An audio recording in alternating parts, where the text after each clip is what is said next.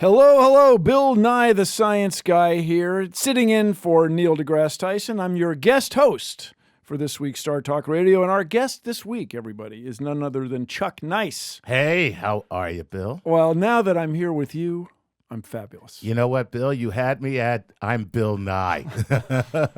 So it's great to see you. It's great to, of course, the word see is something you have to imagine on the radio, the most visual medium. But my understanding, Chuck, Yes. is you have some questions that our listeners have provided. Absolutely. This is what we call our cosmic queries, and you do not know the questions. I have them here in front of me on my little tablet device. I'm feeling the drama. And what we do here is we just allow our listeners to submit any question that they would like. And when I say any, I mean, indeed, any. I believe you. In my understanding now, these questions are submitted on the electronic internet, on those computer machines that the kids are using.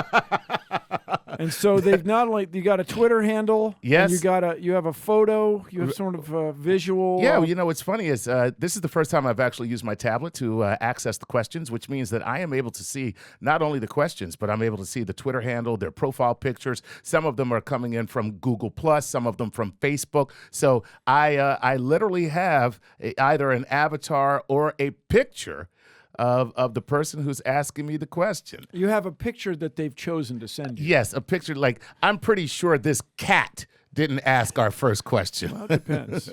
You never know. A cosmic cat. Yes, so try the first question. All right, let's jump right into this, Bill. This one is from Google+, and this is Michelle Rivera. And Michelle wants to know this. What's the closest that any comet has come to Earth? And what was it named?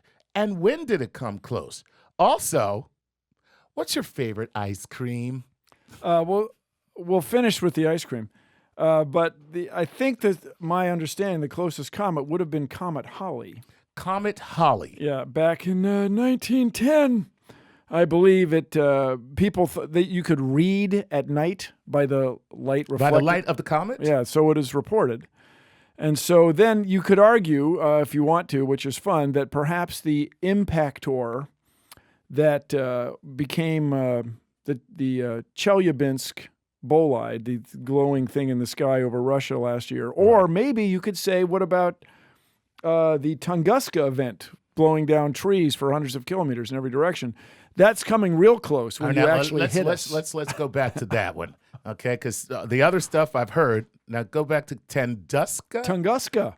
That was a party, 1908, June 30th, as reckoned in the modern calendar. Okay. You know, back then, even Russia, because of their historical affiliations with certain religious organizations, they didn't agree on what calendar to use. But in the modern calendar is the 30th of June, 1908. Something hits the Earth's atmosphere so hard. How hard did it hit? So hard that it blew up, knocked down trees, hundreds of kilometers, just like Chelyabinsk. Just a shock wave. Yeah, only more so. And I remind you, last year in Chelyabinsk, right? There's so much insurance fraud. How much insurance fraud is there? There's so much. People have dashboard cameras, right? Driving around in the car. So there were dozens, hundreds of videos of this thing streaking through the sky. Everybody runs up to the window to watch it, and then 3 minutes later, whack! The sonic booms hit the ground. Yeah, and all the windows shattered, and you had a lot of documentation, because you're right, everybody does use. Now hold it, there was one more part of that. Then here's the other part. What's your favorite ice cream? It's vanilla. Vanilla is genius. People say vanilla is boring. I go, are you kidding? Vanilla is perfect. It's a perfect flavor. It doesn't get any better than vanilla. Not for me. Right. And you know, most flavors are nothing but vanilla with something added to it. My point, I was about to bring up. My point, what is strawberry ice cream? It's just vanilla with strawberries. Yeah, well, the word just vanilla, I got to remind you. Okay, careful there. Please, by no means did I mean to diminish vanilla. But I'm not going to get in a fist fight in the ice cream flavor bar. If you want to enjoy your chocolate chip, if you want your mint chocolate chip, if you want your peppermint stick, knock yourselves out. Okay. Because that's more for me. It's more vanilla for me. All right. Fantastic, man. Let's move on. And let's grab another question here. And this one is from, he calls himself Red King. All right. Coming to us from Google. Mr. Nye, Which occupation would best fit for a student majoring in aeronautical engineering and minoring in music theory? What a weird and not weird combination at all. Well, it depends what you want to do. If you really dig rockets, Right. I got to point out that a significant problem in rocket launching are the acoustic waves, the acoustic energy in the flame tunnel, the flame duct. Okay. And so, to me, acoustics and sound music theory are related intimately, are smoochifying. So I encourage you. Smoochifying, I a little love it. Nibonic coinage. I recommend that you pursue aerospace professionally and you keep playing music for kicks, because we need you. We want you to take us this what's his name? Red King. Red King. Red King. And I say he. Red King. He or she want you to take us to Mars. Yeah. Well, Red King is a guy. Well, it has a guy. It's a male designation king. Yeah. You know, Red Queen could go either way, I'm though. glad you said it. Yes. I'm glad you said Indeed, I did. Hey. Okay. Not that there's anything wrong with it. You started I it. did start it, but you know what? That's quite all right. There was man. no goalie on that Hey, listen, punchline. There you go. Let's move on to Aaron W. AAR? No, not Aaron. Aaron. E-R-I-N. E-R-I-N. Aaron W. And Aaron wants to know this. What, if any, is the best way to present scientific fact in a way that won't make people super defensive? I'm thinking specifically of anti-vaccination crowd, but anyone can have irrational beliefs and fake science. Basically, how do you not get people PO'd? Well, In the face of science fact. the thing about vaccinations is they are proven to work.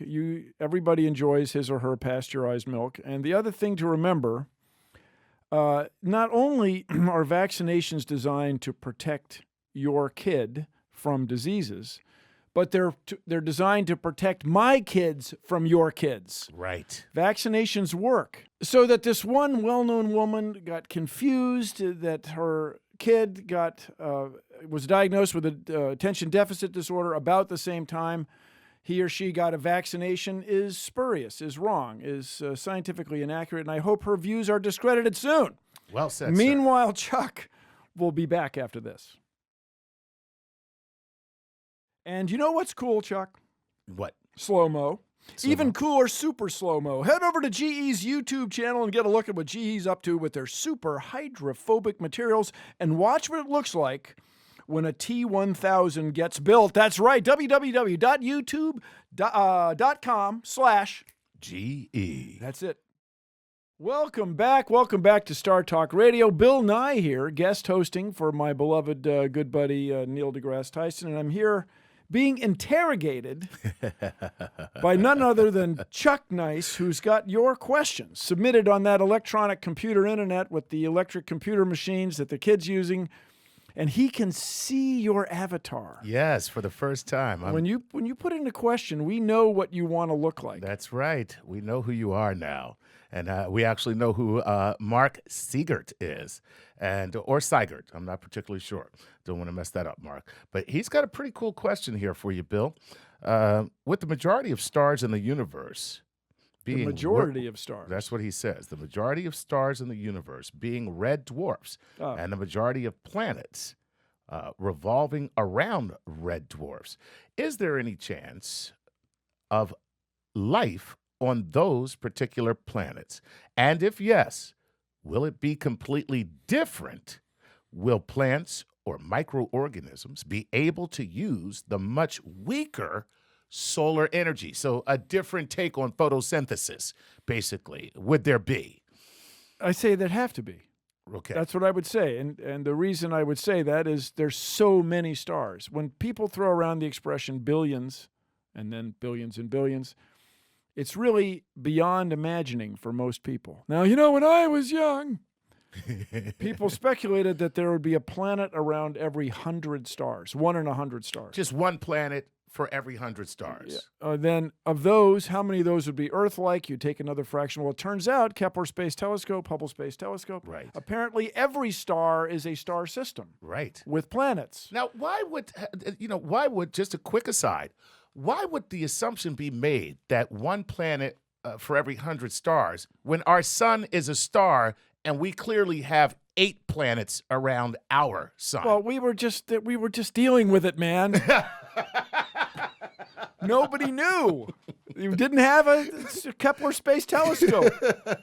We were jamming. I'm talking about Frank Drake and Carl Sagan and our predecessors. Okay, go ahead. So continue. Then the chances of there not being life when you have billions of planets just it seems extraordinarily low. That is to say, the chance of there not being anything just got to be vanishingly small. There has to be something out there. Absolutely. Just because we have green plants, which reflect green light mysteriously, that doesn't mean somebody else who hasn't had asteroid impacts, who didn't have all this sulfur or whatever the heck, cadmium, whatever else we might have on the iridium after the impact from killed the ancient dinosaur. Who knows what plants came up with or what living things came up with? There's got to be something out there. And if you meet somebody who says he or she has never wondered if there's anything out there, they're lying to you. They're lying. They're lying. Just straight. We already know. We don't need a test. We just know you're a liar. So you know what? If I ever encounter anyone who says, I've never really thought about it, I'm just going to call him a bald-faced liar out. Just what call else him can out. I not trust you about? All right. So that's cool. So there you have it. What a great answer, because yes and yes. There'll gotta be. There'll be life there. And are those organisms out there wondering about you and me? Now, that's a different story. Wouldn't they wonder the same things? Where did we come from? Are we alone? Those two questions. Maybe they're not wondering. Maybe they already know the answers.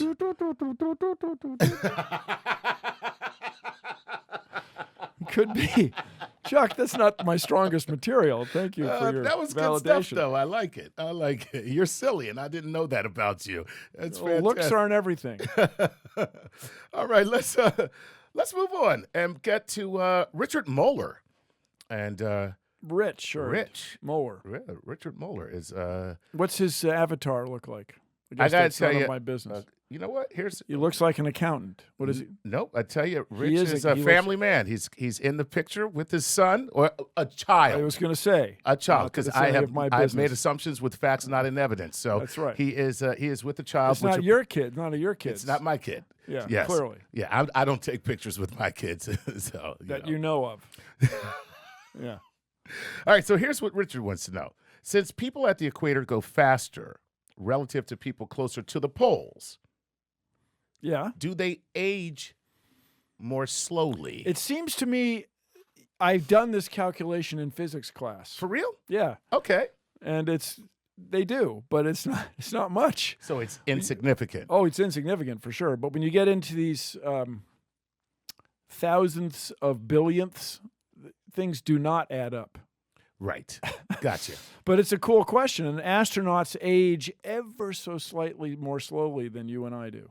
Just by being up there. By being in orbit. By being in orbit. Mm-hmm. Okay. Fantastic. Now, the astronauts of the very near future, if we can use this term, who will go into where the sky is dark, 100 kilometers, the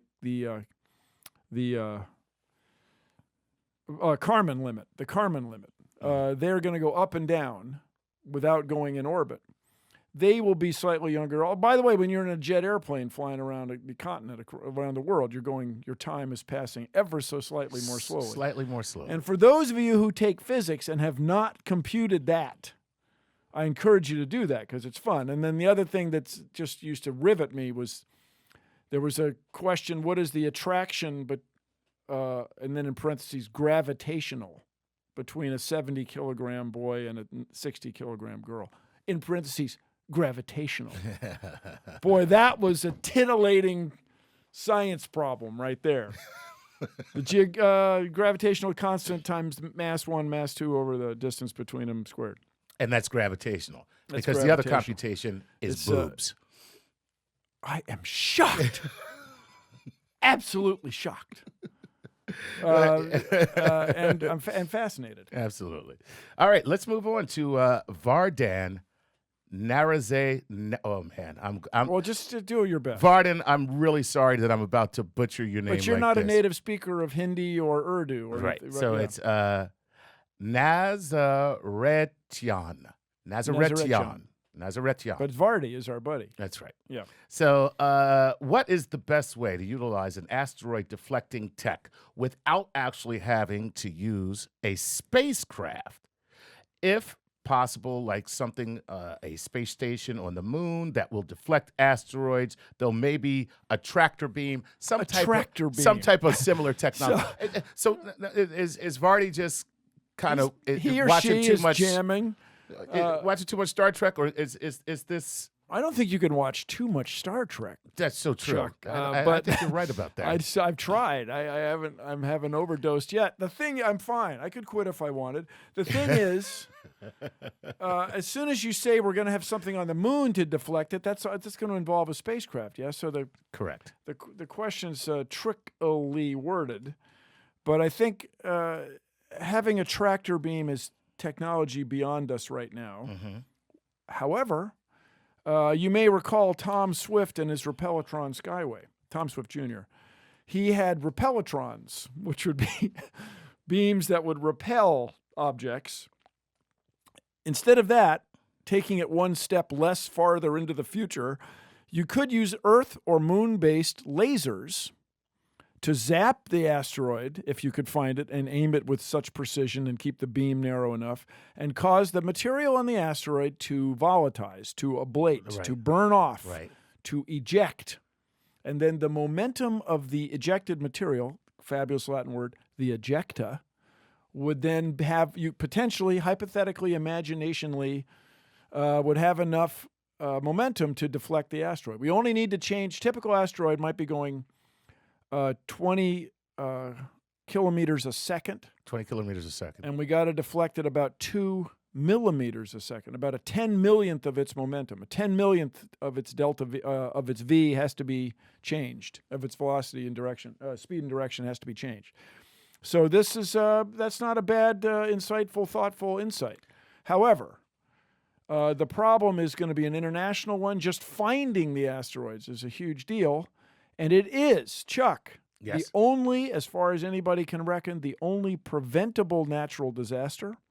I am delighted that Vardy's out there thinking about this. And Go get him. Vardy is doing a great job thinking Go about get it. So you're saying basically it would be more, is it more feasible to repulse than it is to guide?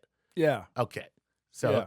but still, great that you're thinking But they're about they're co-interrelated together between themselves. it. I got you. That is to say, puns intended. In that deflecting one is going to involve changing its velocity, changing its speed and direction somehow. Either Right. you smack into it, or you get something with mutual gravity to tow it off course. Right. Or what we at the Planetary Society are all hot for is volatilizing the surface with space-based lasers That's in awesome. our Laser B spacecraft. I got to tell you, that's the first time I've ever heard that, and I think it's fantastic. That's good. You keep thinking about that, and we'll be back right after this. Welcome back. Bill Nye here, guest hosting on Star Talk Radio for my beloved buddy Neil deGrasse Tyson. I don't want you all to be jealous, but I'm sitting here with Chuck Nice. Oh, Bill. Eat your hearts out, people. But you can join us by audio, by sound, because Chuck has some thoughtful insights that you have provided him. That is to say, some questions, some That's right. cosmic Some queries. cosmic queries. And we have taken questions from all over the internet, whatever source that we are a part of, and our Now, listeners. as far as you know, As far as we know. all of these questions, Yes. all over the internet, All over the internet. are from Earth. Is that right? As far as I know. And I cannot confirm nor That's deny right. that. Yes. Except Yes. in my No. limited understanding of where they come, which would be, from what I know, the internet. Let's On Earth. On Earth. That's all I know. But it could be. Let's move on to Madison Barnes. And Madison has also included a picture. Now, I'm pretty sure this is his child because it's an infant and he's laying on the bed with it and he looks really happy. Then again, by How- that description, maybe it's not his child. I was going to say, are you associating with that, or is it completely unrecognizable to you as a parent? As a parent, you're right. It's completely unrecognizable to me. So 16 miserable years. yeah, there you have it, and most of them because of the children, Bill. I know. It's what is it? Insanity is hereditary. You get it from your kids. That's yes, right. Lead Absolutely. on.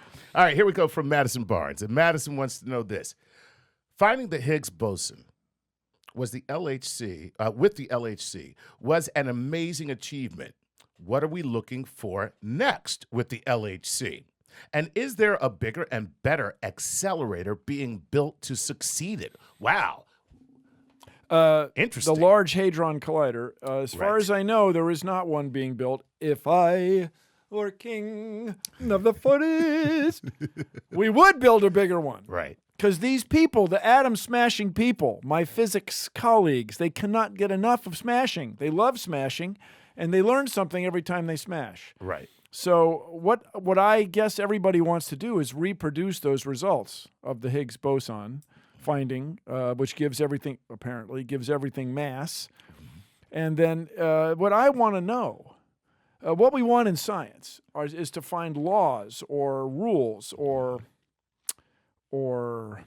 theories that make predictions that are true. The things they predict are true here on Earth, and they're true deep in the cosmos. Gotcha. So if there's all this dark energy and dark matter flying around out there, 6 times the mass of everything we can observe, well, isn't some of that stuff here? And would we find it by smashing things with even more smashness? Perhaps. And so, yes, I would like to build a bigger collider and look deeper. But this is a civilian, as a mechanical engineer, I took a lot of physics. I know what you're thinking. Did you put it back? No, so that aside, it just seems to me what we see deep in the cosmos we should observe here. And I'm pitching right now, here on Star Talk Radio, R with a circle, copyright Bill Nye, Darkons. Darkons. Particles of dark. Particles of dark. Physics people, they love their particles. They can't get enough of particles. They got their neutrons, their protons. Are they really particles? Or do we just imagine them? There's photons. Are they really particles? Or is this sort of a way of thinking about things? And so maybe there are particles of dark energy that interact with dark matter, that interact with our darkons, that interact with everything we know and see. And that discovery would, dare I say it, Chuck, change the world. That would change the universe. It would change our perception our understanding of the universe. Yeah. Actually, the universe would remain exactly the same. As far as we know. Unless there's that extraordinary chance that we could build a collider big enough to change things. Yes. I don't like they do in the movies. Well, that was an insightful question, I have to say. Nice job. You don't have to sound so surprised. Well, just because the guy's got a kid doesn't mean he can't think. You know what? Okay, I had a joke there that I certainly cannot say. All right. Well, you said just because he's got a kid doesn't mean he can't think. But they're saying it about you. Don't worry. That's right. I'm saying it about myself. It's a little late for the thinking part. Here we go. Let's go with... You're embarrassing me, Dad. You've been in my house. I've heard tell. Eric Velde wants to know this, Bill.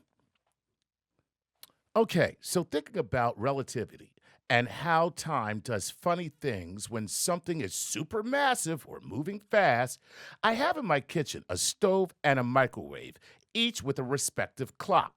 I have synchronized the clocks, and after a few weeks, noticed that the microwave is running 4 to 5 minutes faster. So my question is my microwave moving faster or slower through the universe, or is it denser than a stove, Eric?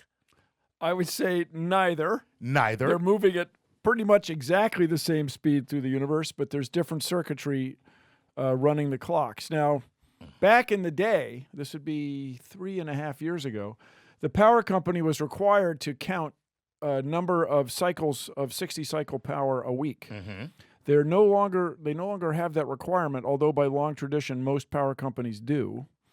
So what you are witnessing is an artifact of the circuit design. And so if we'll see in the near future if the next generation of these appliances includes clocks that are coordinated with global positioning satellites. I hope you'll think about it, because we'll be back right after this. Welcome back. Bill Nye here, guest hosting for my beloved Neil deGrasse Tyson, and I'm here with none other than Chuck Nice. Hey, Bill. Who, with his electronic tablet machine, is wrangling your brilliant questions, which you sent to us on the internet. And I just want to remind everybody, the thing that Chuck seems to be fascinated with, of course, he's fascinated with your questions, but I can tell he's looking at your avatars, your little pictures. I have to tell you, and this next gentleman, which is Danny H., is tweeting to us from... and you know it's a guy? Yes, unless See? Unless the bottom of this picture will reveal something quite shocking, this is a guy. Well, we'll get to hence the expression. Okay. Okay, so Danny wants to know this. Gravity can affect light, as in general rel. Gen rel, we call it, apparently. Okay. But can it affect strong nuclear force, or do black holes already do that? Black holes certainly affect light. Right. And the strong nuclear force, I think, now this is, I'm not an expert on this, I think is independent of photons. I mean, that's one of its deals. Light is comprised of photons. Mm-hmm. Photons can affect electron orbitals, but I don't think they can get in there to the strong nuclear force.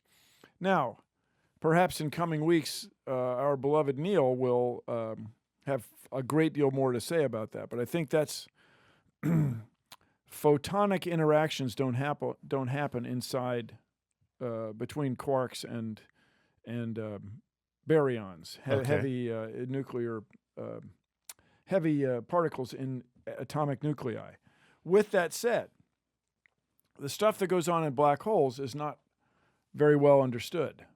So maybe things are torn apart and photons take on a new something that we don't understand inside black holes. Gotcha. Investigating black holes, tricky business. I would say so.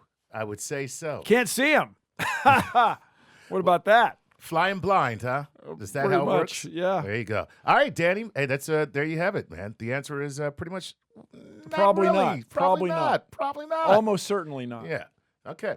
All right. So this one is from @OldManCarson, and this is Jonathan Carlson @OldManCarlson wants to know if you want to send him an email. Yeah, if you want to tweet Jonathan, it's @OldManCarlson, and maybe that's an old picture because he looks like a very young man.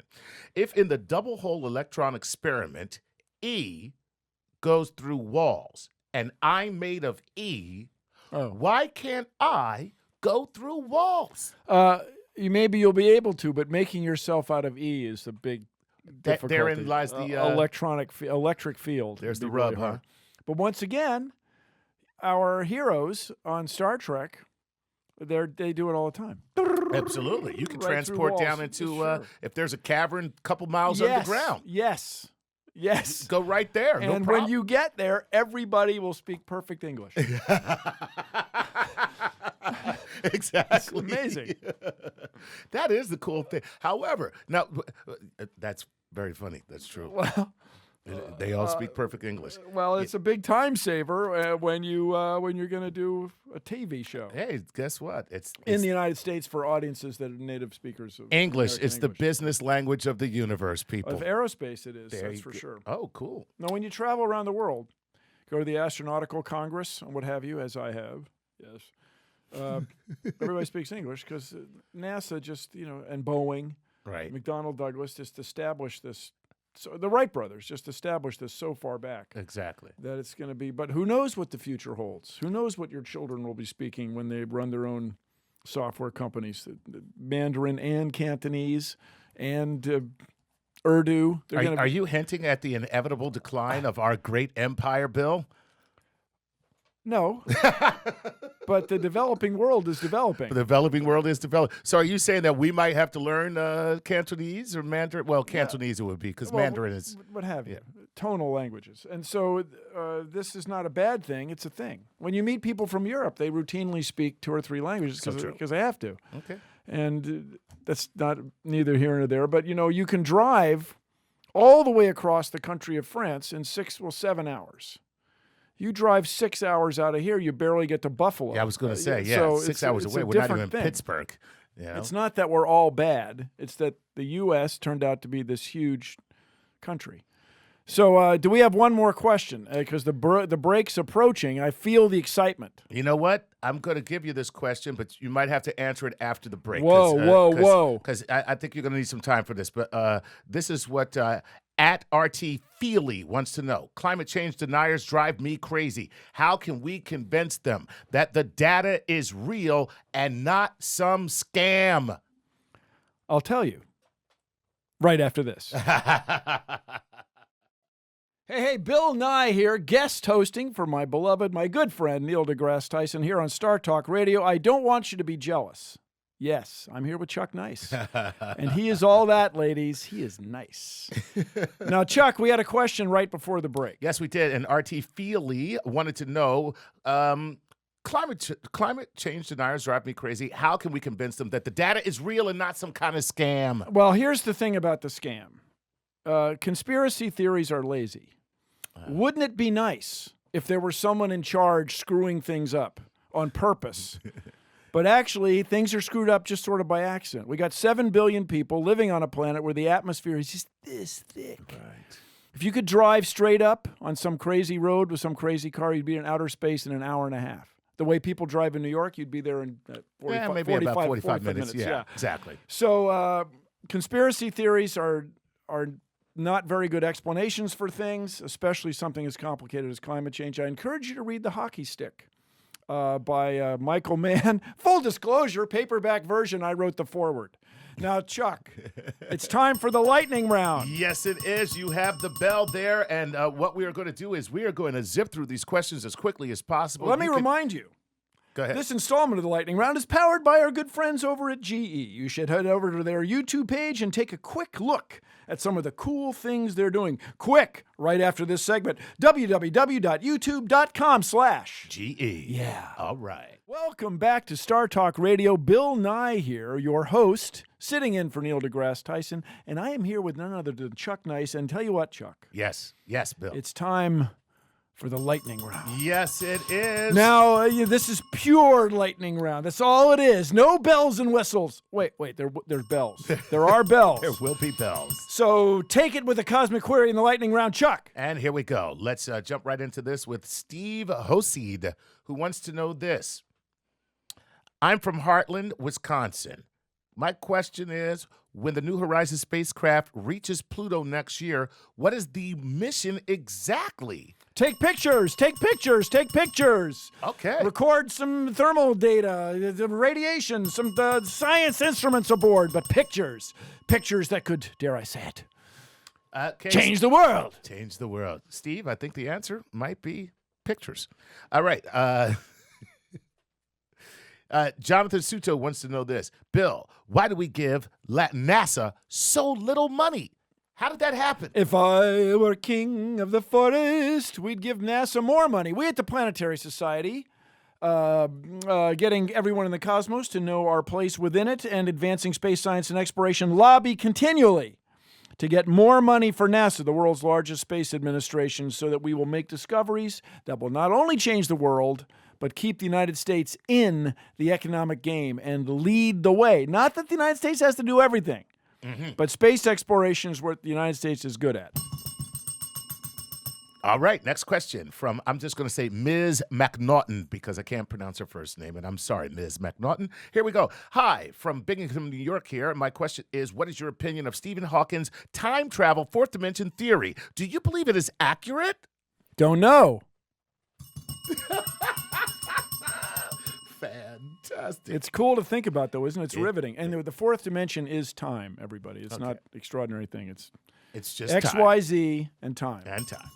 All right, here we go with Jared Reese. And Jared is from Minnesota, wants to know this.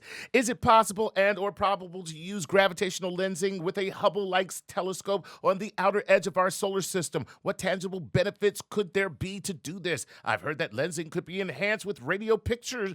Radio pictures, maybe. Wherever there's a lot of gravity, out there in deep space, like when you have a black hole, you can observe light, and in this case, radio waves, being bent by the gravity.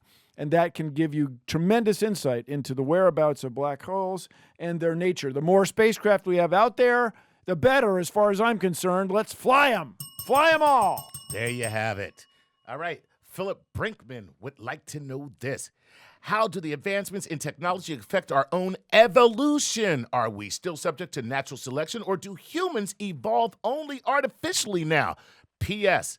Excellent job on the debate. Oh, thank you. Thank you for the postscript.